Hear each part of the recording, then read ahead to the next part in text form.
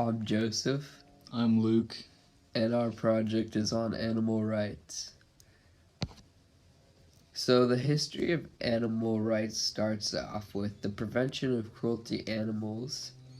Began in the early 19th century in England, where it grew alongside the humanitarian and the human rights, including the anti-slavery movement and later the women's suffrage movement. The first anti-cruelty bill intended to stop bull baiting was introduced in Parliament in 1800. In 1822, Colonel Richard Martin succeeded in passing an act to the House of Commons preventing cruelty to such larger domestic animals as horses and cattle. 2 years later, he organized the Society for the Prevention of Cruelty to Animals, SPCA, to help enforce the law. The Americas soon joined with anti-cruelty laws in the 1860s. That's when the humane societies began to be formed.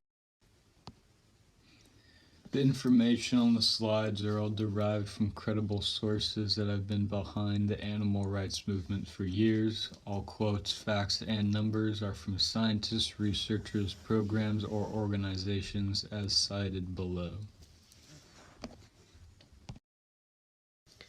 Animal cruelty is a major issue in today's world, and the world's diet choices are to blame. In the U.S., 25 million animals are slaughtered per day in factory farms for food. Increased popularity and decreasing manufacturing costs caused animal farms to sacrifice the health of their animals for more income. Animals are forced into smaller cages, they're fed less of even lower quality food, and then they're slaughtered for profit. This lower quality of life for the animals results in worse tasting meat, higher risk of infection and disease, and lower animal health across the board.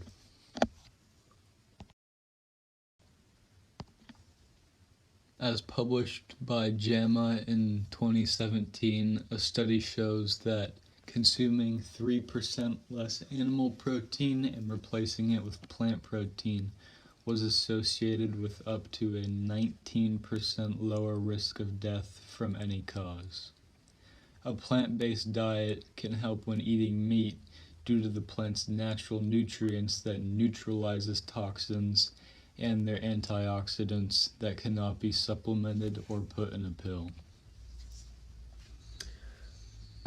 Humans have no adaptations for eating, digesting animals and animal products, so why do humans do it?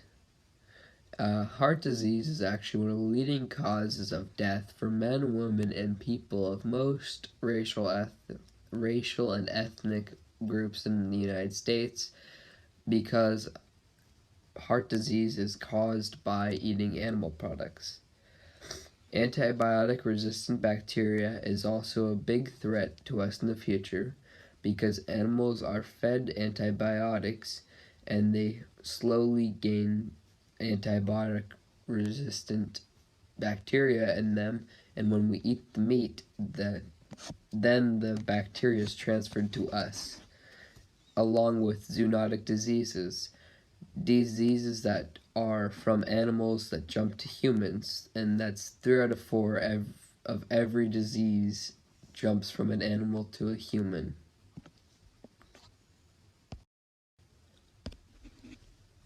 As you can see on the left, Group 1 consists of processed meat like salami, bacon, sausages, and hot dogs, which directly correspond to the number 1 group of causing cancer. And right below that, red meats like pork, beef, and lamb have been shown to probably cause cancer, but not necessarily as much as the processed meats and other animal products. So the solution that we think would work is to eat more plant-based with more fruits and cut back on your meat consumption in general. So maybe try new vegetarian or vegan recipes while cooking. Some motivation for that could be to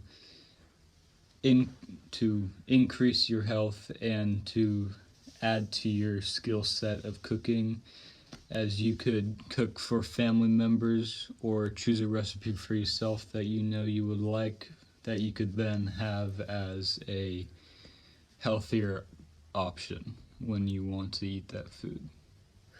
And I personally am probably going to start a plant-based diet, and I have been cooking and doing a lot more, especially Luke has too, and we've been cutting back on our meat consumption.